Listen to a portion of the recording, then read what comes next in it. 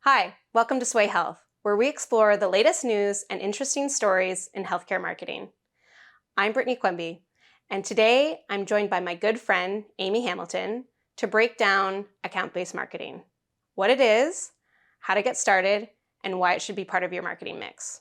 I hope you enjoy the interview. Amy, welcome to the show. Thank you for being here. Thank you for having me. We talked about doing a podcast together for several years, and now it's finally here. Buckle up. Are you excited? I'm ready. I'm excited. So I know a lot about you. We are coworkers, we are friends, we had our kids, around the same time. But for those in our audience, for those listening, tell us a little bit about yourself and who you are, what you do. I'm Amy Hamilton. I'm based out of Toronto, Ontario. I have been in healthcare marketing for 15 years, and I love marketing operations and growth marketing and ABM, which is, I think, why we're here today. Exactly. So you put it perfectly. Segue into my next question. We are going to talk about ABM. And, for a lot of people, it means different things. So why don't we start off by telling our audience and telling me what ABM means to you? So ABM, account-based marketing, for me is the beginning of where I see the industry, the marketing industry going, which is more of a growth marketing strategy. And it's really looking at growth as a cross-departmental and organization-wide holistic strategy that includes marketing, sales, support, and product. But account-based marketing, I think, is a piece of that really focuses on sales and marketing alignment and building strategic marketing plans to address specific goals, usually for specific accounts that sales identifies. Right. And, within the healthcare space or the healthcare industry, there is some hype around ABM. So is there hype? What is the hype? I think there's hype. I think everybody's looking for an answer to why are we seeing a decline in our traditional marketing strategies success? And I think people are starting to realize that that consultative sale that we've kind of been talking about for years isn't a consultative sale. It's actually a growth marketing strategy, a growth mentality that drives a consultative sale. So I think there is hype. I think we're looking for the next thing in marketing. And I believe growth marketing, ABM, is the next thing. And it is the answer to where do you go from here? And so, once someone buys into the hype and, they're like, I'm hyped. What, how does someone within an organization know when to implement ABM? When should they do it? Or maybe when shouldn't they do it? Yeah, it's a loaded question because I think account-based marketing and growth, it's a strategy, but it's a strategy built on people and processes. And sometimes there's a bit of technology in there. And so timing's everything when it comes to relationships and people. So I think when it's time to start doing things differently when what you're doing isn't working, or when the organization is looking to go somewhere they haven't gone before, to grow in a way they haven't grown before, and something has to change. And we know doing more of what we're doing now isn't going to get us there because we can look at how that's been performing and realize, okay, if we just send more emails, we write more blogs, we go to more events, that's not going to help us achieve the goals that have been put for us, put forward for us to achieve. We also are seeing the way that our customers are doing things is changing. I mean, strategy is everything. Thoughtful strategy that looks at multiple different data points. And that's how we have to be thinking. We have to keep up with the industry. We have to keep up with our customers. And a growth strategy with an ABM mindset is that. So I think you kind of can start to see things coming to a head when your organization is outgrowing and your goals are outgrowing what your marketing is doing today. And so once they have bought into the hype and, we're ready to do ABM or a marketing group wants to do ABM, one of the big questions I think all of our audience might be asking is, okay, so then how do I get buy-in from leadership? That might be a barrier that a lot of people run up against. So, in your experience, what has been the best way to get that buy-in from those executives? Yeah, this one's tough because what we were just talking about is that things aren't working. We have to shift. And to show that things aren't working so that we can shift requires showing that things aren't working. And so having hard conversations that might reveal that the traditional methods we've been doing aren't going to get us to where we're going, and looking back at the data, at the outcomes of different campaigns, and really showing that we're doing a really good job. We're hitting our goals. We're bringing you the lead number. We're bringing you maybe even our attributed revenue number, but we don't feel like we can keep moving forward where we are. And starting to have that conversation through creating the problem, showing the data that what you're doing right now isn't going to cut it. And that's really tough. But a lot of times, people outside of marketing don't really understand what account-based marketing is, or what a growth strategy is. Think they know, but giving it a title and helping them understand really what that would take is difficult. So I would definitely say you need a champion. You need someone outside of marketing who's willing to sit and listen and talk and have conversations about what would moving to this type of strategy look like, and really educating that one person who can then help you take it to the broader group as an idea, as a strategy to implement would be really helpful. And so you transition into my next question very well. So the broader group. So now we get into the nitty gritty of collaboration. So collaboration is super important when it comes to account based marketing, especially for sales and marketing. And as we all know, traditionally, it can be difficult for sales and marketing to work really collaboratively together. So, how can we do that? What are some of the ways to really do that effectively? Yeah, I think always coming forward with the we know we've missed the mark in certain places is a great place to start. We kind of covered that before, but then when you start talking to a bigger group and more people, I think it's really, really important to make sure you're all speaking the same language.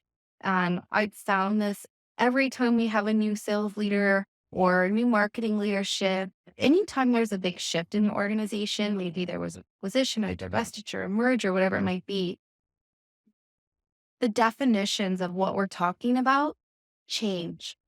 And it's really important that when we're talking about leads, when we're talking about our customers, that we're all speaking the same language and talking about goals. And so a way that I've found to be really, really helpful to set that baseline of transparency and communication between sales and marketing is to have a life cycle, a lead life cycle, more commonly known now as a customer life cycle workshop, where you are breaking down every single place a customer could ever come in contact with you and defining it, giving it clear names, clear definitions, clear ownership, clear SLAs between organizations. And that lays a really healthy, transparent foundation for you to go into talking about more specific strategy, them feeling like they can let you into their world a little bit more with these are the accounts we're going after, these are the people we know, because it's all out there in the open. What are we going to do for you when we don't even know who the person is, but we have technology that tells us their organization's on our website? What's marketing going to do there? What's sales going to do there? And breaking it down every step of the way, I think puts you in the best place to have more strategic conversations about working together. Right. We've been through those processes together. And yes, it takes, a lot of time and maybe not a lot of time, but it is a commitment. But in the end, you do see the fruits of that labor, if you will. You do. And it's hard. Like any kind of take this relationship and break it down into its nitty gritty is hard. And it's a traditionally challenging relationship between sales and marketing. But leaving those traditions behind and mapping out your future as an organization, that's what it is. And it really takes having your conversations about where we've been, identifying where those gaps have been, and to really build the future and go to the next step. So it is hard. It's really fun, it's Right. really fulfilling. There's a lot of companies out there that can help you through it if you feel like you do need that third party to kind Right. of mediate almost. Right. But I think you'll see, and everyone will leave those conversations just feeling really hopeful and in a position to go to the next level from a strategy perspective. And we talk about strategies kind of at a macro level, but let's talk about a little bit about where does ABM fall in relativity to all of the other tactics that maybe a marketing person or a marketing team as a whole has to do or has on their plate. How does that weave in together? I think this is the thing that was the most surprising for me when I started down my ABN journey as a marketer was how it actually touches everything and it really should sit on top of everything. So we always sit down, we plan on our calendars for the year, and we talk about topics and what are we going to talk about. And we know because we're healthcare marketers, we've been doing this, we're in the industry, we go to the events, we listen to the news, read the slang Stuff, yeah. and all the things. But I think recognizing we actually don't know everything is really important. And that the only way to truly know is to get in the door, get on those calls, ask the questions to the customers, listen to the customers. And once we started doing that, once I started doing that as a marketer, really inserting myself in sales processes, support processes, product processes, is when I started to get into the mind of my personas and to be able to think strategically about content that would speak to that person and that challenge, but not leave it there. What about the other 6 people I know in this organization and how they fit into that same challenge? And now I'm building content for them. And you set out in the journey to build that specific content for those specific people. But what you start to realize is that there's trends you'll see, and that there's always this opportunity to kind of take that content, that message, and bring it up a notch so that it relates to a broader audience and ultimately ends up driving and influencing your campaign strategy, your demand gen strategy, your content strategy, your event strategy, even because it's the truth. It's really the message that will resonate, not only with that one account and that one person, but their peers in the industry. And so I say it sits on top.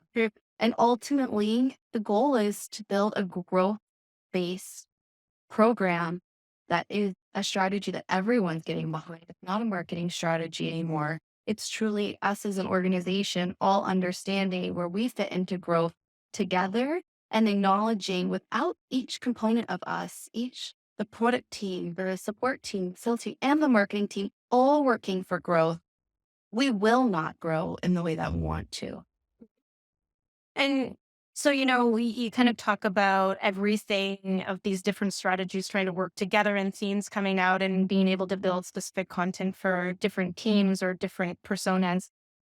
As I think about our audience, if they are looking to start with ABM, it might feel overwhelming for them. A lot of them are kind of 1 to 2 marketing teams. And we do have some other health systems or health organizations who have bigger teams. But what are some of the first steps that they can do without feeling too overwhelmed? Like, I don't know where to start. Well, not everyone is going to change the way the organization approaches growth. And so I think it's a really good question. But I do think that we can change the way we approach marketing, even without maybe organizational wide buy in. And that's through finding our ways into the sales cycle, into the customer's story. And you can do that with something really simple. And you might already do it today, but maybe you need to think more strategically about how you're doing it. And that's meeting with the sales team every day. meeting with them one-on-one where they feel really comfortable having difficult conversations or open conversations about the deals they're actively in, the customers they're actively working on, asking a lot of questions. And then taking the information you're learning from that and taking it back to, if you are a team of one, your own content plan, and maybe it's your vendors or however you're executing, and thinking about, okay, I know I've heard these trends across these customer calls. It could be listening to recordings. Maybe they don't want you on what it called. That's a way too. I see these trends. How can I back these trends into my existing calendar? How can I adjust my existing calendar to really show the sales team I'm listening, to show them that I'm hearing what their customers are saying?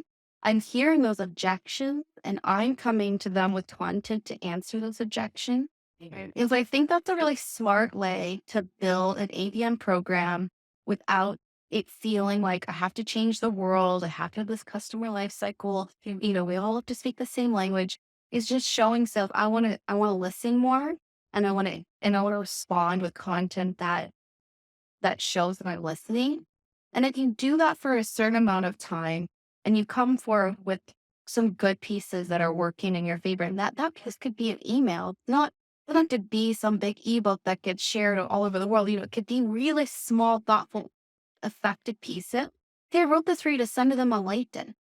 Um, they're going to start talking about it internally. This is kind of how it started for me.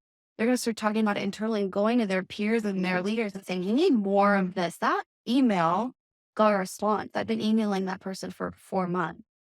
And that's a good way to turn people's ears on to, what does it even mean? What does this even mean? What do you mean sales and marketing alignment? What do you mean you're going to be on our customer calls? You're marketing. I think that's a great way to start. And you could do that with any size team. I love that. Being that fly on the wall, getting a little peek behind the curtain from the sales side, and really trying to immerse yourself with, those other groups can really be helpful. And I know you've always been very good at that and kind of bringing those teams together. So I love those. I love those tips. And it started from a necessity to prioritize also. I don't think I started out thinking I was going to do ABM. It was I kept being asked for too much. And we were a small team. And I'm like, how do we prioritize this? Right. And I'm like, can I get on some call? You keep telling me you got this account and they need this thing. Let's get on that call and helping this small team prioritize based on, is this piece going to drive revenue sooner? That's how we started prioritizing content, was how close is it to a real deal? Right. So I think when you're small, you can actually see it as a tool for prioritization, which really helps as well. So it's not just this new concept you're trying to achieve. It's I want to do better at what I'm already doing. Well, Amy, I'm sure we could go on and talk about ABM or a million other things for hours and hours, but we are at our time today. So I want to thank you for being here with me on the show. And if anybody has any questions about ABM or kind of the journey that you've gone through, or either those customer lifecycle journeys that I know you've done a ton about, where can they find you? LinkedIn, connected with Brittany and Colin and John and on the Sway community. So you can very easily find me on LinkedIn. Great. Well, thank you so much for being here. Thanks for loving me. It's so fun. I want to thank Amy Hamilton again for spending time with us today and sharing all the great information about account-based marketing. If you enjoyed this interview, please like and subscribe, and also head over to sway.health, that's sway with 2 A's, where you'll find more information and more great content like this. I'm Brittany Quemby. Thanks for being here.